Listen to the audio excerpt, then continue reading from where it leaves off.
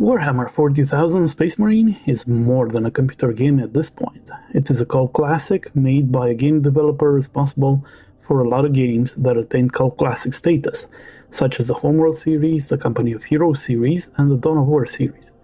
I am, of course, talking about Relic Entertainment. Captain Titus, are you there?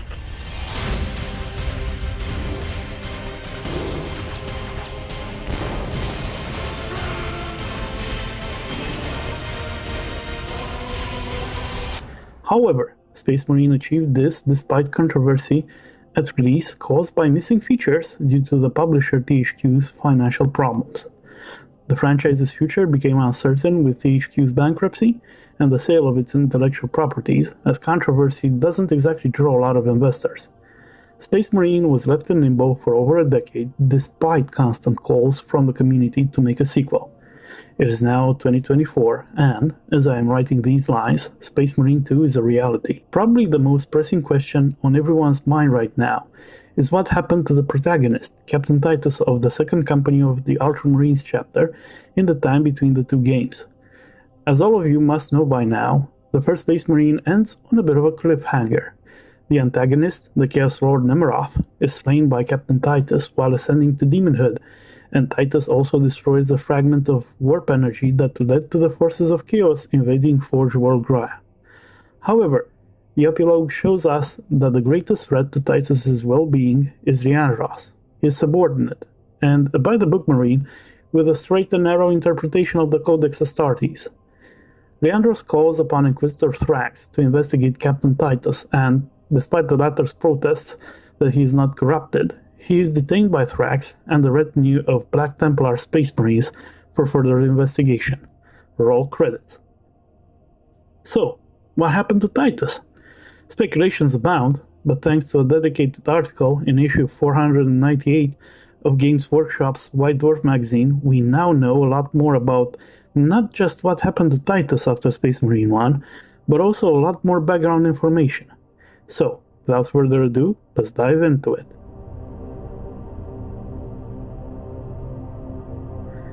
The Imperium of Man is under assault by the Tyrannids, a xenos species of hyper-adaptable organisms that lack individuality, being controlled by a singular hive mind. This is the dawn of the Fourth Tyrannic War, and Imperial logisticians list Demetrian Titus as a lieutenant of the second company of the Ultramarines chapter. But why did Titus get demoted from the rank of captain? To answer this question, we would need to look back centuries ago, the time when Demetrian Titus joined the Ultramarines chapter. He was born on the agri-world of Tartarus, one of the famed 500 worlds of Ultramar that are the realm of the Ultramarines chapter, some 80 years before the start of the First Tyrannic War. The only child of a humble family of modest means, Titus was chosen from among many promising youths by the chapter scout company. He and the other chosen children would undergo a series of trials and challenges to test whether they should be given a chance to become Space Marines. Titus is recorded to have excelled at every step, and a little over 50 years later he had risen to become a decorated warrior of the Ultramarines' Second Battle Company, one of the finest fighting forces in the entire Imperium of Man. In the meantime, out of the cold void of intergalactic space they came, consuming worlds on the eastern fringes of the Imperium of Man. They had never set hoof on this galaxy before, drawn to it only by a psychic pulse some 10,000 years prior. We do not know what they call themselves, as there is no way to communicate with them. We call them Tyrannids to honor the sacrifice of Tyrannus Prime, the first world devoured by the Xenos horde, to be able to warn the greater Imperium of the coming threat. The Tyrannids are a threat like no other. Tyrannid hive ships, along with other bioship behemoths of the Tyrant species, travel the voids using currents of space that allow them to travel faster than light. Once they reach a star system, they will head towards the nearest digestible planet and launch spores towards it in advance. These spores will land and spawn other Tyrant bioforms that will struggle to adapt to planetary conditions and will die in the process. Others will follow, but they will be slightly modified to better cope with the conditions. These may die too, and if they do, the process will continue until the terrestrial bioforms will be perfectly adapted to the environment. Once that happens, the entire surface of the planet will be swarmed, and all life on it will be killed and devoured, its genetic makeup stored by the hive mind. If a particularly difficult opponent is encountered, their genetic template is analyzed by the hive mind and incorporated into a new strain of bioforms, or into adaptations for the existing brood. As the Tyranids advance, they spread their spores and birthing pools until the entire planet is covered. At this point, a digestion process starts that sees the Tyranid structures digest all the biomass on the planet, including the Tyranid bioforms present. The hive ships will land to feed on the gathered and refined biomass until there is nothing left except rock and metal. The biomass will be used to birth more hive ships and fleet organisms and to prepare for the next planetary invasion. It is an endless cycle, and the only way to stop it is to destroy them all. But the Tyranids have their weaknesses. The smaller Tyranid organisms that make up the bulk of the Tyranid swarms have no direct link to the hive mind. That link is made through larger beasts that act as networking nodes and project the will of the hive mind on all Tyranids nearby. Killing these creatures interrupts the link and confuses the smaller creatures, who will revert to a feral state and lack the coordination they exhibited previously, going as far as to fight each other. This gives defenders a chance to regroup and coordinate highly effective counterattacks. Apart from this, while the constantly adapting and evolving genetic pattern of the Tyranids prevents the development of a universally effective biological or chemical weapon against them, there is a chance to develop such weapons locally, if the defenders can secure DNA from pure Tyranid bioforms before they have adapted to the new environment of the planet they are now invading. Vanguard organisms sent by the hive fleets, such as lictors, and the hive ships themselves usually carry this DNA, and using it will mean that all bioforms will be affected. It was this extremely dangerous species that invaded the Imperium and triggered what is now called the First Tyrannic War. Thousands of planets were consumed, and even entire xenos species rendered extinct. The might of the Ultramarines chapter, led by their legendary chapter master, Marnius Calgar, the local Imperial Navy, and many Imperial Guard and Planetary Defense Forces regiments stood together to end the threat of High Fleet Behemoth at Macragge, the homeworld of the Ultramarines and their Primarch, Robuta Guilliman. The fighting was so savage and brutal that the chapter's first company under first Captain Sol Invictus, and composed entirely of veterans equipped with legendary Terminator armor and the chapter's best arsenal of weapons, all died defending Macragge's polar defense fortresses. Titus and the second company were deployed far from Macragge, and the astropathic distress calls from the chapter struggled to reach them due to a phenomenon called the Shadow in the Warp. This sees all forms of psychers, including astropaths and navigators, increasingly affected by the presence of the Tyranids until they are in constant pain and cannot perform their duties anymore. The second company, led by Captain Severus Agamon, would arrive too late to take part in the battle for Macragge. The chapter had suffered heavy losses during the fighting and needed to reorganize. A new first company was created from the Tyrannic War veterans of the chapter, and Captain Agamon was selected to lead them. In his stead, Senior Sergeant Lucian Trajan was selected to be the new captain of the second company, and Demetrian Titus to be the sergeant of his command squad.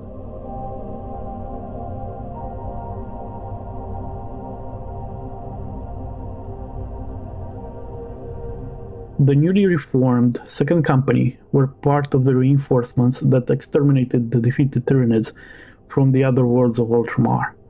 Titus would often be tasked to lead kill teams to destroy any Tyranid broods discovered, and it is here that Titus developed a preference to study the tactics and strategies of mankind's enemies up close and personal through close quarters combat. Trajan and Titus fought together for nearly a century, and both benefited greatly from the tutelage of Captain Agamon. It is here that another of Titus's traits became obvious, as Titus was content to serve Captain Trajan, the chapter, and the Emperor in whatever way was asked of him. Others, such as the proud son of a noble Thalassarian family named Cato Sicarius, expected to be named captain of the 8th Company and had to learn humility when this was offered to veteran Sergeant Numitor instead. Despite his selfless service to the chapter and dedication to combating the enemies of the Emperor, Titus would have to pay a high price for his elevation to the rank of captain. The 2nd Company was tasked with the defense of the world of Beta Arcturus from the Bieltan craft world of the Eldar. Once part of the Eldar Empire, the Bieltan war host demanded the world back and gave the governor of Beta Arcturus a single local day, equivalent to 9 Terran hours, to withdraw. The Ultramarines 2nd Company would reach Beta Arcturus 8 days later, by which time most of the cities on the planet were blazing with the fires of conflict. The Ultramarine strike cruiser Righteous Fury engaged the Eldar fleet in combat while deploying the Space Marines to the surface using drop pods and Thunderhawk gunships. The target of the Space Marines was the autarch leader of the Eldar war host. Captain Trajan fought her blade to blade and slew her, while Titus and the command squad destroyed the elite Eldar aspect warrior bodyguards. Titus had killed 3 of the elite Eldar swordsmen, carving their wraith bone armor apart using his brutal chainsword. The remaining Eldar withdrew, but not before taking a young ultramarine with them, named Leandros. Captain Trajan took a combat squad to recover Leandros and ordered Titus to secure the battlefield, but the deceptive Eldar had drawn the captain into an ambush. Forces the Eldar kept in reserve, surrounded Captain Trajan and cut him down. Titus led a counterattack that recovered Trajan's body, rescued Leandros, and then took command of the Imperium forces on Beta Arcturus and drove the Eldar of the Bieltan craft world off the planet for good. The 2nd Company Expeditionary Force returned to Macragge, and Titus bore Trajan's body to be interred within the Great Sepulchre inside the Fortress of Hera. Chapter Master Marnius Calgar confirmed Dimitri and Titus as the captain of the 2nd Company, and he would go on to lead them to victory after victory against the mutant, the alien, and the heretic. Many within the chapter, including First Captain Agamon and the Chapter Master himself, regarded Titus as the model Ultramarine, due to remaining humble despite being an exceptional warrior and strategist.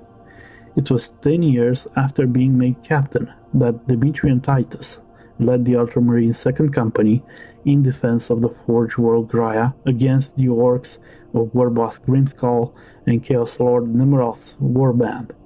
We all know how those events unfolded. Dimitri and Titus disappeared from the chapter annals after he was taken away for interrogation by Inquisitor Thrax. Cato Sicarius would be named captain of the Ultramarines 2nd Company in his absence, and he will lead them to many victories. As for Titus, his fate bears a remarkable resemblance to the fate of the franchise after the release of the first game. He spent over a century in the custody of Inquisitor Thrax, as the latter attempted to discover the source of Titus's resistance to the corrupting influence of the warp. No signs of corruption were ever found, despite Titus being tortured with brutal mind trolls and being psychically scourged, but the Inquisitor would not release him. All the while, Chapter Master Marnius Calgar made many petitions to the representatives of the Holy Orders of the Emperor's Inquisition. These went unheard and unheeded, most likely due to the bloated, corrupt, and exceptionally inefficient bureaucracy of the Imperium that would make even Romanian bureaucracy blush. As for the Inquisitor and his motives, Jerome Thrax had served as an Inquisitor Ordinary for over 400 years prior to the events of the first game. As the pupil of the legendary demon hunter Inquisitor Faust, Thrax was operating as a member of the Ordo Malleus, the branch of the Inquisition that deals with demons and demonic incursions. As a student of history, Thrax regarded the Space Marines as monstrous angels that were prone to heresy and worse through the corrupting influence of the warp. To combat what he regarded as an existential threat, he started monitoring particular Space Marine chapters for signs of corruption. The Ultramarines were not on his list due to their exemplary record, and the invasion of Graia did not interest him until messages about the involvement of the Chaos Space Marines were received. The events of the first game were all that Thrax needed to detain and interrogate Titus. Thrax continued his watch over the Space Marine chapters while Titus's time stopped inside the stasis cell. The Inquisitor's methods were hit and miss.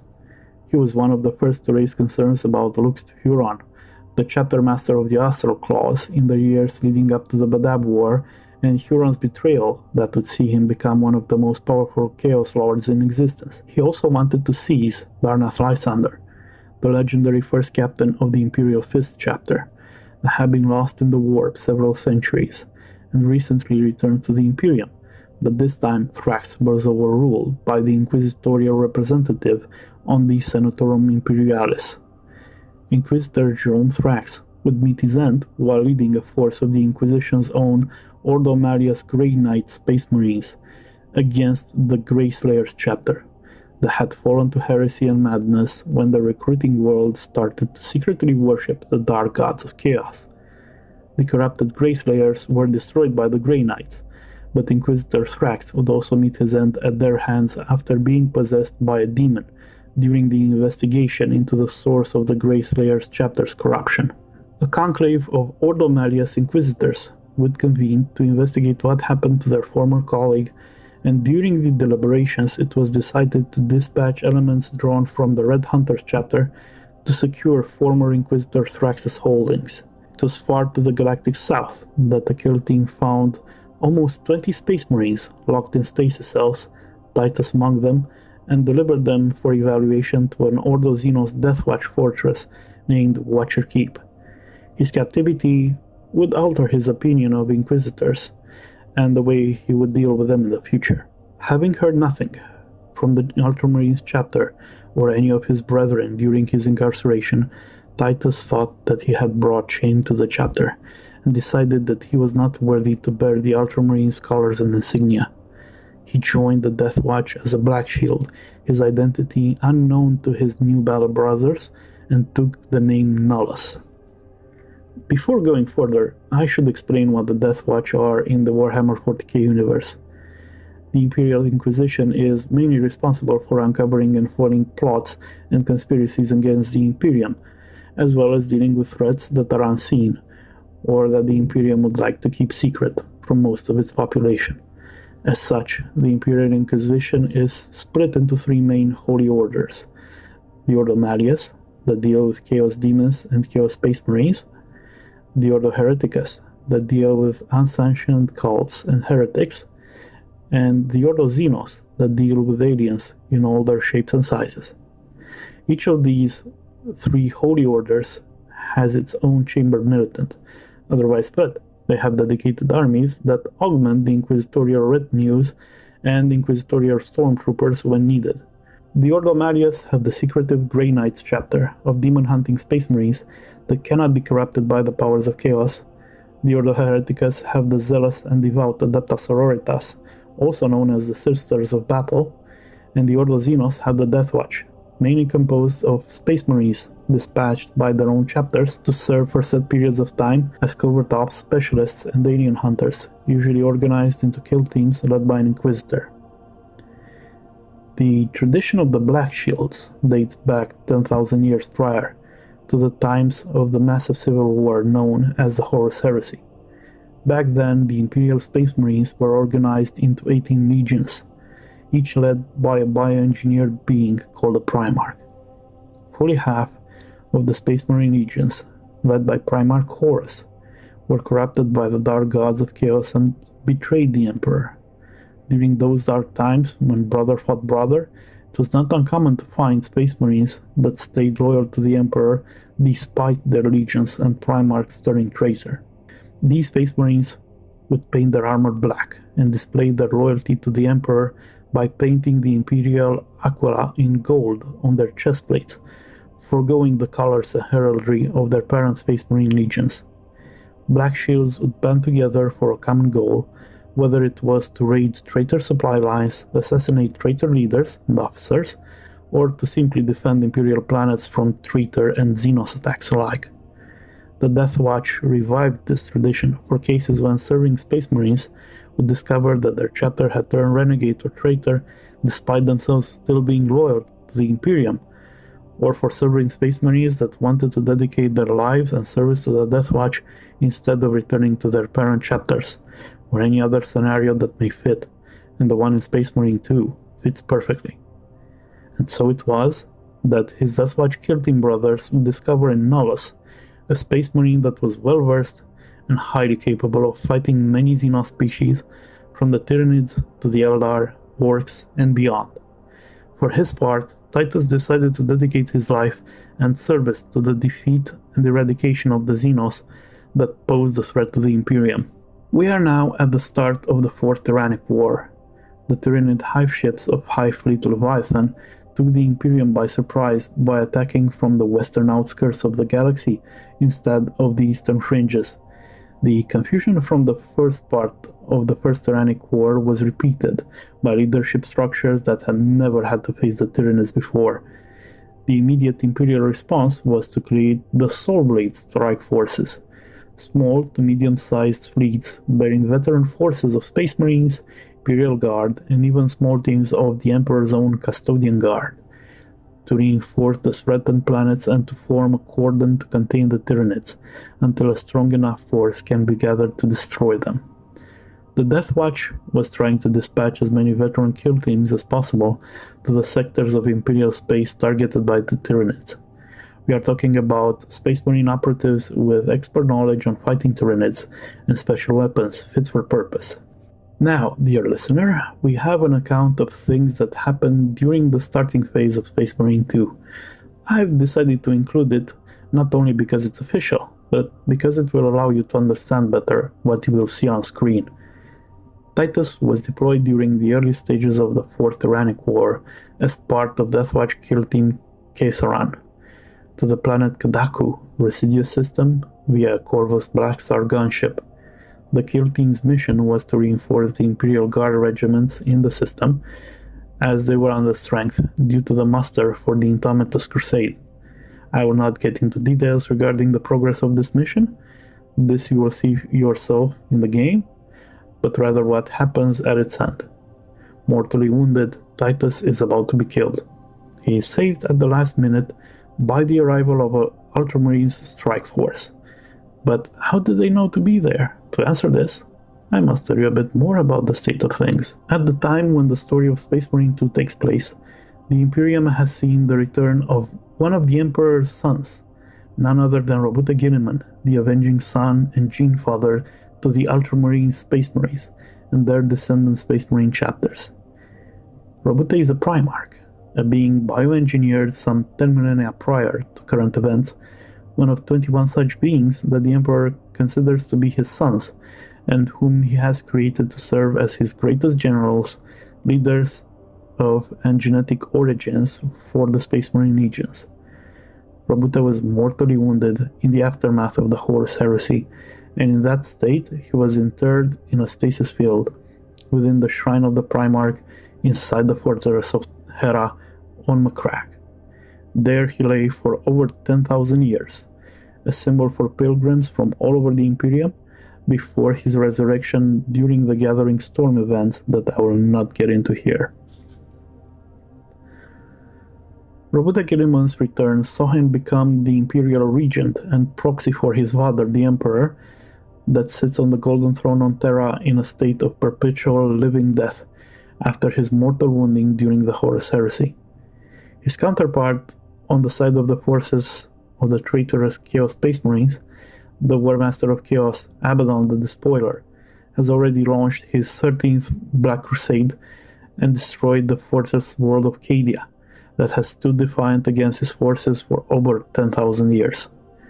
This led to the creation of the Cicatrix Maledictum, the Great Rift, that has split the galaxy in half through a series of warp rifts torn through the fabric of reality. Robuta Gilliman has called on the Imperium to launch the Indomitus Crusade to retake lost worlds, go back on the offense, and to counter Abaddon's rampage and any attacks from xenos species, including the Third Tyrannic War. And so it was that High Fleet Leviathan would seek to destroy the Space Marines of the Blood Angels chapter and consume their homeworld of Baal. Under the leadership of Commander Dante, a 1500 years old Space Marine chapter master The Blood Angels and their successors, the Chapters of the Blood, would gather in full strength. Some 30,000 Space Marines in all, a force the likes of which had not been gathered since the dark days of the Horus Heresy, stood to defend Baal against all odds. Despite their best possible efforts, they stood on the brink of defeat and would have fallen if not for the intervention of Robute Gilliman and a huge force of Imperial Navy and Space Marine warships, along with tens of thousands of the new and improved Primaris Space Marines. The forces of High Fleet Leviathan were completely exterminated over several more months of bitter fighting. The Imperium thought High Fleet Leviathan destroyed, and marked this as the end of the Third Tyrannic War, with what was believed to be a fatal blow to the Tyranids. They were wrong. As the Fourth Tyrannic War is gearing up, the Imperium is struggling to gather the amount of forces it will need to face the Tyranids again. The extent of the Tyranid attacks and the massive amount of Tyranid forces involved have made it clear that the Third Tyrannic War was fought not against the entirety of High Fleet Leviathan, but just a single one of its many tendrils. Having only recently won the Plague Wars unleashed by the Death Guard Chaos Space Marines against the worlds of Ultramar, the Ultramarines are doing their best to respond to the threat. First Captain Severus Agamon, Tetrarch of Konor and commander of Ultramar's northern reaches, leads a soul blade of veterans towards the Bastior subsector. With him comes Paro Tigurius, the chief librarian of the Ultramarines and one of the most powerful Space Marine psychers in the Imperium. It is Tigurius that felt Demetrian Titus' soul and recognized it even through the shadow in the warp, while the Ultramarines fleet traveled the warp. Aboard the Righteous Fury, the Second Company's ancient strike cruiser, Tigurius guided the Ultramarines to exit the warp in the Residius system. The Space Marines of the Second Company fell on the unexpected Tyranid swarms on Kadaku like avenging angels of myth and recovered Nolos and the remnants of the Deathwatch kill team. Recognized by Tigurius as Demetrian Titus, Nolos was transferred to the Apothecarian base aboard the Righteous Fury. There, he underwent the Calgarian rites, a medical procedure and process that not only saved Titus's life, but also upgraded him into a Primaris Space Marine. Made stronger than he has ever been by the process of becoming a Primaris Space Marine, Titus wakes to find that he has been welcomed back by the chapter. Chief Librarian Varo Tigurius performed his own examination of the former captain of the Second Company, and he found Titus to be free of any taint. With this, Chapter Master Monius Calgar ordered Titus's immediate reinstatement. He was given the rank of lieutenant in the Ultramarine Second Company, now led by Captain Sevastus Acheran, which Titus humbly accepted. Lieutenant Demetrian Titus of the Ultramarine Second Company would bring the wrath of the Ultramarines to the enemies of the Emperor once more.